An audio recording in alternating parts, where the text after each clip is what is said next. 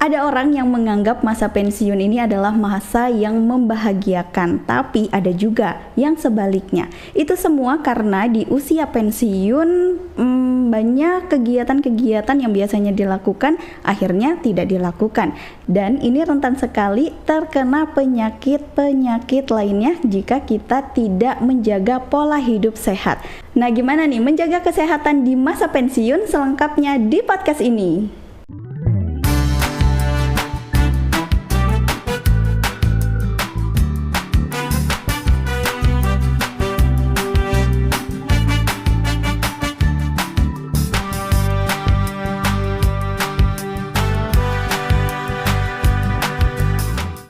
Assalamualaikum warahmatullahi wabarakatuh.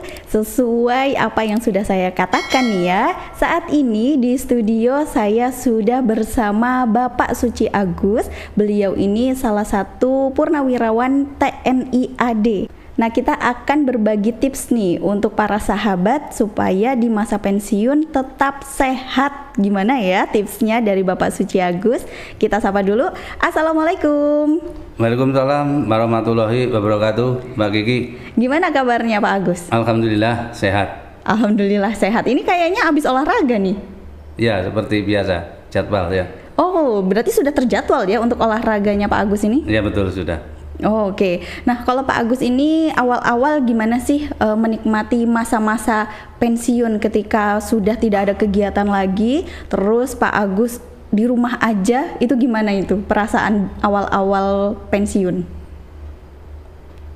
Untuk saya Mbak Kiki, kalau itu kan beda dengan orang lain ya. Kalau saya yang jelas sejak sebelum pensiun aja udah cari teman. Artinya itu begitu pensiun kita tidak canggung lagi untuk masuk dalam suatu komunitas. Jadi pensiun enjoy saja untuk saya, karena banyak teman-teman saya yang sudah banyak mengenal saya sebelum saya pensiun. Jadi no problem untuk saya, happy-happy aja. Oh, jadi tetap nggak ada di rumah gitu ya? Meskipun sudah pensiun? Ya, diantaranya ya enggak juga sih. Ya di rumah ya di rumah, kalau keluar ya keluar, tapi kan positif ya. Olahraga, gabung dengan komunitas, entah senam, entah goes, entah nyanyi atau touring seperti itu, tenis. Ya. Wow, berarti banyak sekali ya kegiatannya Pak Agus ini untuk mengisi masa-masa pensiun. Untuk saya iya. Oh, oke. Tapi untuk yang lain belum tentu. Oh iya sih, karena kan Pak Agus jadi narasumber, jadi yang saya tanyain kegiatannya Pak Agus selama pensiun ini ya. Iya, Nah, kalau Pak Agus tadi sudah disebutkan olahraga, itu olahraganya kayaknya banyak deh, apa saja? Olahraga yang rutin adalah senam. Senam itu seminggu 3 kali, yaitu untuk suka hati, litingkung, dan aerobik. Senin, Rabu, Sabtu. Selasanya tenis, ada juga senam PWRI dengan Jumat. Jadi yang Som, Kemis.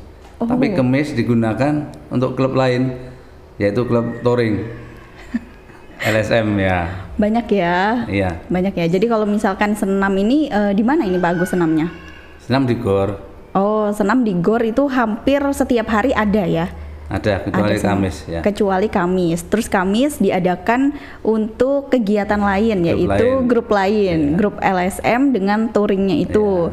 Terus kemudian selain senam dan juga touring, ada lagi kegiatannya? Ada, tenis Selasa. Oh, tenis Selasa. 1 minggu sekali ya. Oh, jadi selama pensiun ini Pak Agus menggunakan waktunya untuk tetap olahraga. Ya, Kenapa memilih olahraga? Karena kebutuhan tubuh kita adalah untuk digerakkan setiap hari, organ tubuh. Kalau tidak, dia akan membeku, kata dokter kan gitu ya. Organ ini saraf-saraf otot itu kalau tidak digunakan setiap hari itu dia akan membeku sendiri. Dan nanti digerakkan kaku. Jadi harus tetap dilatih secara berkala ya. Selain tadi senam, terus kemudian touring, ada lagi kegiatannya Pak Agus? Ada Mbak Kiki, nyanyi. Iya. Berarti suaranya bagus. Pas-pasan. Oh. Tapi menurut saya udah baik. Udah baik. Ya, dari saya. Sebelum yang kurang gitu ya. Dari sebelum yang kurang baik. Kenapa sih Pak Agus itu lebih memilih berkegiatan ya seperti nyanyi, senam kayak gitu? Karena dengan menyanyi itu apa ya? kita bisa secara psikis itu menunjang untuk kita happy. Kita happy. Selain itu juga untuk menghafalkan syair atau lirik kan susah juga ya. Tapi dengan nyanyi itu kita karena udah terbiasa, kayaknya untuk saya jadi ngapalin lirik kan agak mudah. Kalau teman-teman kan ada yang masih pegang teks, entah HP, entah buku. Untuk pikir-pikir saya juga sering koreksi yang begitu. Nyanyi bertahun-tahun masih pegang buku aja. Dan seperti itu ya. Ya, nyanyi itu yang pede gitu aja lah. Kalau salah lirik katanya yang penting bunyi, jangan diem. Kalau diem kelihatan kalau salah. Tapi kalau salah lirik, orang kan tidak mendengar secara apa? Kalau kita serius, salah gitu ya. Kalau salah kita kalau bunyi lagu atau nada atau kalimat kan orang nggak perhatikan serius. Tapi tidak tahu apa kita salah. Tapi kalau lupa atau blank diem, nah itu ya kelihatan salah kan gitu. Oh iya, ini juga termasuk mengasah otak juga ya supaya tidak pelupa nantinya. Iya. Oh, kalau untuk lirik-lirik zaman lagu-lagu yang zaman sekarang itu kan biasanya agak susah gitu ya, atau agak banyak gitu. Itu Pak Agus juga hafal? Kalau saya caranya enggak begitu, masalahnya tak dengerin dulu cengkok ya. Iramanya itu dengerin dulu, boleh dengerin. Setelah cengkoknya hafal baru kita menuju ke liriknya. Nah dari cengkok tadi itu lirik-lirik itu sebagian kecil apa. Tapi kalau udah cengkoknya udah hafal, baru liriknya itu gampang. Stylein sana, kita lihat, dengerin sambil kita lirik sendiri. Kadang lihat, kadang enggak, kadang lihat kan, oh bener.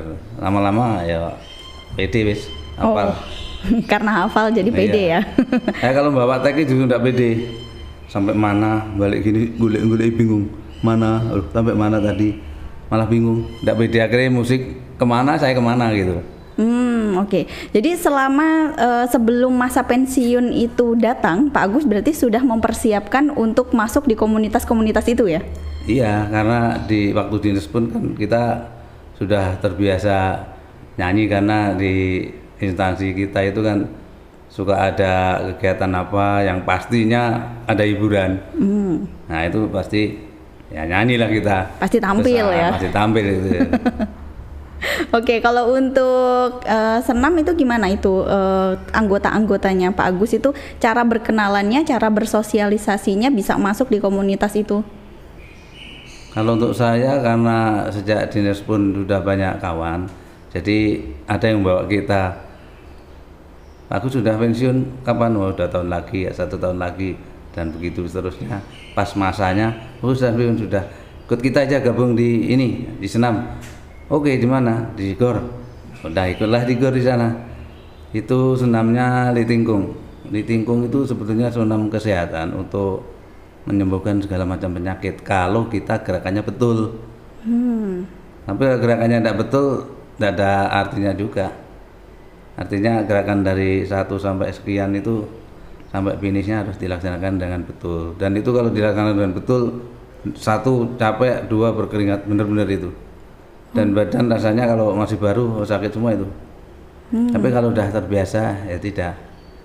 Tapi ada juga dengan kita yang hanya salah-saran tidak noleh. Itu kalau dilaksanakan salah-saran tidak noleh. Kalau Pak Agus sendiri melaksanakannya dengan benar? Tergantung kan ya, relatif itu. Kalau kita lagi tidak mood ya salah-saran juga. Tapi kalau lagi perasaan lagi fit itu ya bener-bener gitu. Kalau boleh tahu usianya Pak Agus sekarang usia berapa? Saya baru 62. Baru 62 ya. Sudah kepala 6 ya. Ini udah berapa tahun pensiunnya? Saya dari tahun 2019. Oh, 2019 sudah pensiun. Tahun, berarti ya. Sudah memasuki masa 4 tahun 4 ya, tahun, ya di rumah gitu, terus dengan melaksanakan kegiatan-kegiatan yang positif juga gitu. Ya. Nah, kalau berarti kalau 2019 sudah pensiun di masa pandemi yang nggak boleh kemana-mana, itu kegiatannya Pak Agus jadi gimana? Kalau itu masih nakal kita, tiap hari masih ke GOR dengan apa namanya itu? Masker itu. Tapi ya kadang buka juga, tapi ya enggak apa-apa itu.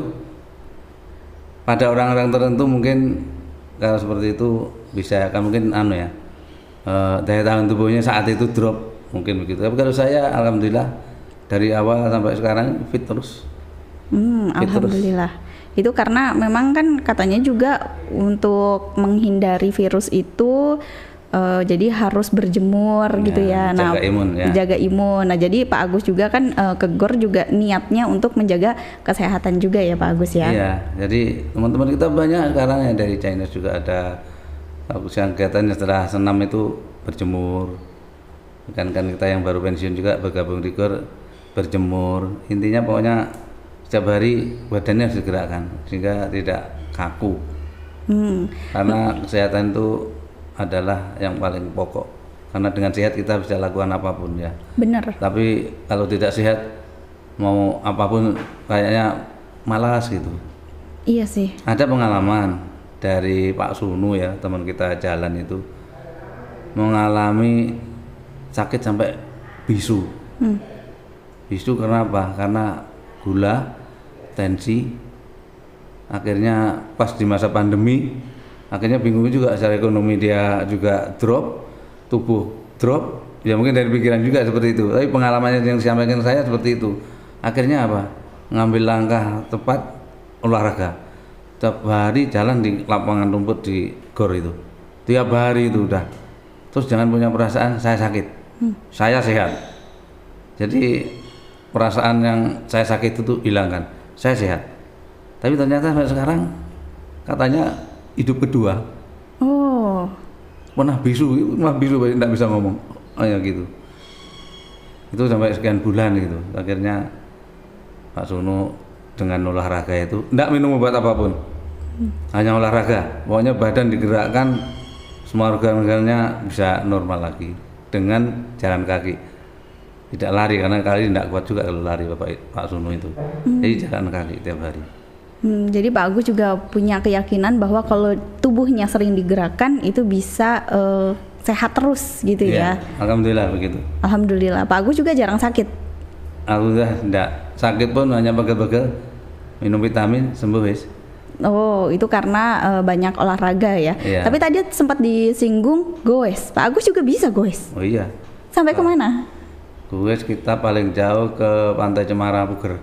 Wih, dari Lumajang Dari ke Lumajang, Puger. Ya, ke Puger. Berangkat jam berapa? Jam 8 pagi, sampai sana jam setengah 12. Makan-makan, selfie, terus kegiatan yang lainnya di sana, terus langsung pulang sampai rumah jam 5. Rasanya kayak nyampe enggak nih pedal di Mancali, kayak enggak jalan, enggak nyampe gitu. Padahal udah deket rumah, di Panjaitan itu ke rumah kan udah deket. Rasanya kok berat tuh, enggak nyampe rumah. Tapi alhamdulillah loh Pak Agus. Sampai rumah akhirnya. Sampai rumah. Tapi sebenarnya orang rumah itu, keluarga dari Pak Agus sendiri gimana ini? Merasa khawatir atau gimana kalau Pak Agus kok jauh banget goesnya sampai ke Puger gitu?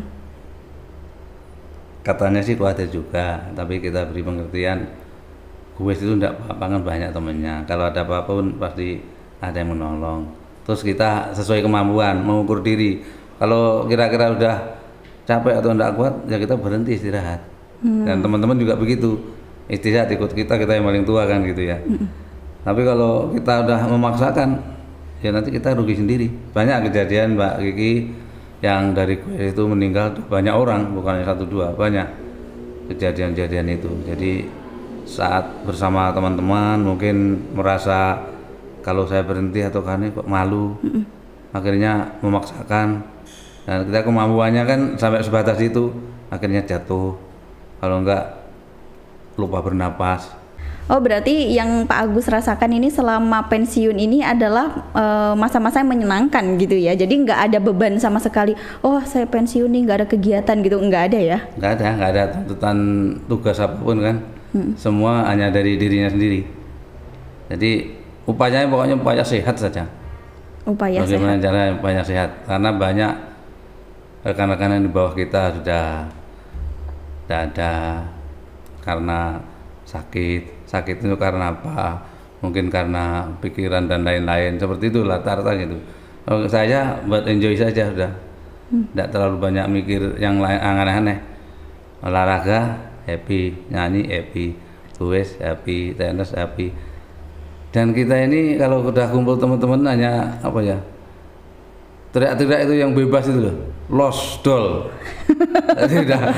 Jadi benar-benar nggak ada beban gitu ada ya. beban, udah mau ngomong apa aja teman-teman kan udah paham semua.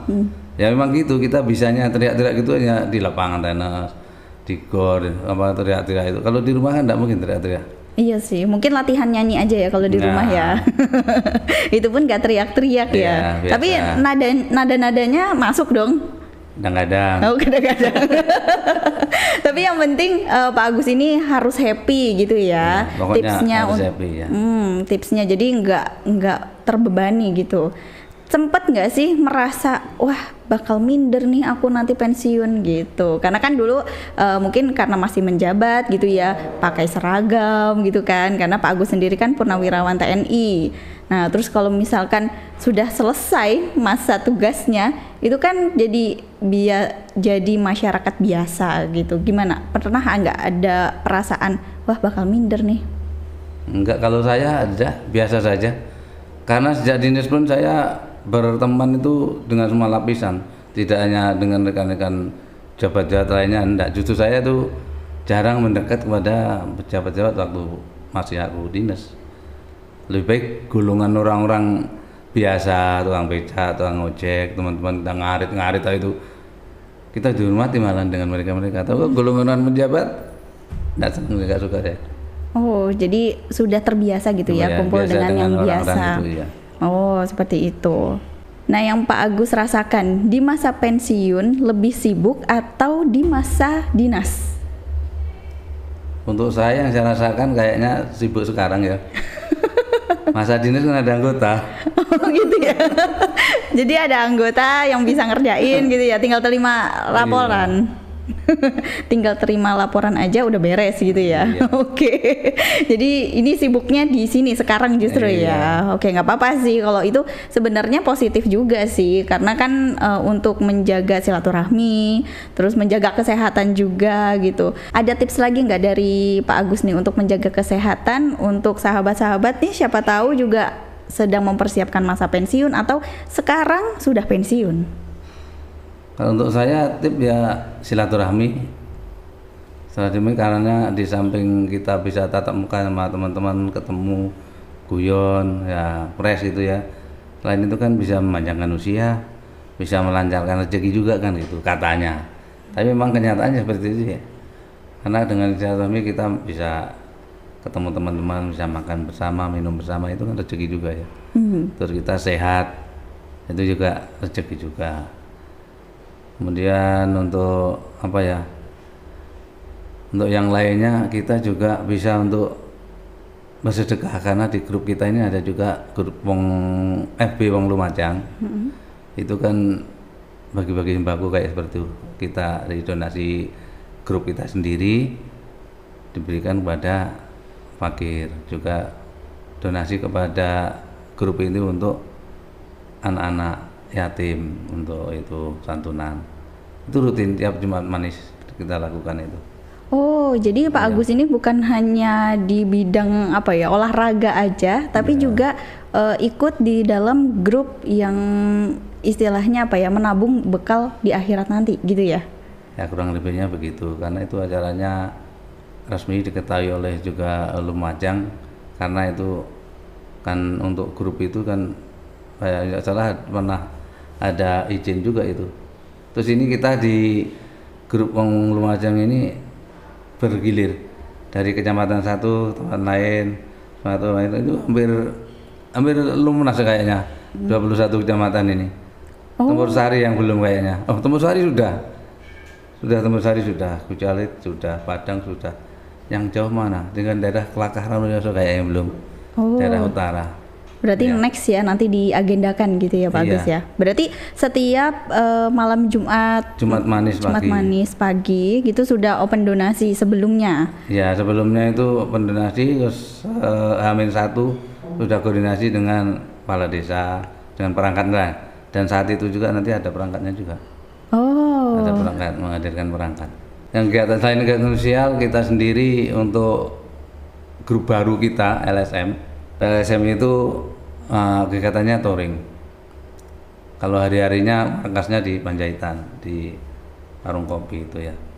Terus ke depan rencananya setelah touring kemarin ada usul kita ini udah semua manula, kita jangan hanya untuk touring senang-senang, tapi coba kita sekarang ini touring religi. Nah gitu, jadi rencananya nih touring religi semua sepakat. Mungkin habis lebaran ini tujuannya di Masjid Ariyat apa yang Solo itu yang apa? Di Solo, yang baru itu ya? Yang baru itu, yang baru diresmikan kemarin. Yang punya sama orang mana itu dulu yang buat itu. Kita rencana ke sana, direncanakan. Sebelumnya kita touring ya udah ke tempat-tempat erupsi Semeru, Kandang Kamar Kajang dan lain-lain itu, Surah Koboan. Terus kemudian ke Geladak Perak, touring lagi ke Buntara, terus touring lagi ke Pantai Batu Pecah, terus kemudian ke terakhir kemarin di Pantai Cemara ya. Ya di Pantai Cemara ya. Terus rencananya ini makanya ke depan di Solo. Jadi diagendakan untuk wisata religi gitu ya? Seperti itu. Selain itu juga kita pernah apa ya namanya anjang sana ke Madiun, ke kepala PLN sana Madiun, karena diundang untuk tenis bersama di sana. Walaupun kalah tapi seneng karena kita orang tua semua. Oh iya. Ya itu, ya seperti itu kegiatannya. Jadi semua olahraga di grup mana kita ikuti saja untuk saya. Begitu Mbak Kiki. Jadi untuk menjaga stamina itu biar tetap fit gitu loh. Jangan pokoknya kalau tidak seperti itu yang dilakukan oleh teman-teman kita yang sudah mendahului itu rata-rata pensiun, tidak ada kegiatan, diam di rumah, nonton TV, judulnya nonton TV tapi kan nanti tertidur. Iya, rebahan. Terbalik, ditonton TV. Setelah itu nanti begitu bangun lapar cari makan. Setelah itu rokokan, yang merokok mungkin seperti itu, nonton TV lagi, tertidur lagi, monoton terus begitu, akhirnya tubuh kan tidak digerakkan, kaku. Nanti ada yang jalannya susah, ada yang gerakkan tangan pegel, ada yang lain-lain. Akhirnya di situ timbul pikiran, dari pikiran sakit itu akhirnya stres yang berkepanjangan, akhirnya ya kemana lagi gitu. Kira-kira seperti itu. Jadi jangan sampai tubuh kita itu diamkan, karena harus digerakkan. Walaupun hanya sekian menit, gerakkan tubuh semua organ itu. Jadi biar dia terbiasa, terlatih. Begitu. Wow, tipsnya banyak juga ya. Tapi pada intinya kita harus menjaga kesehatan kita dengan menggerakkan tubuh kita gitu ya Pak Agus ya. Nggak boleh jadi diem atau jadi kaum rebahan. Ya, kaum rebahan. Nggak boleh kayak gitu. Oke, terima kasih banyak Pak Agus sharingnya, tipsnya juga. Semoga Pak Agus sehat-sehat selalu, panjang umur. Amin. Terima kasih. Assalamualaikum. Waalaikumsalam Mbak Kiki.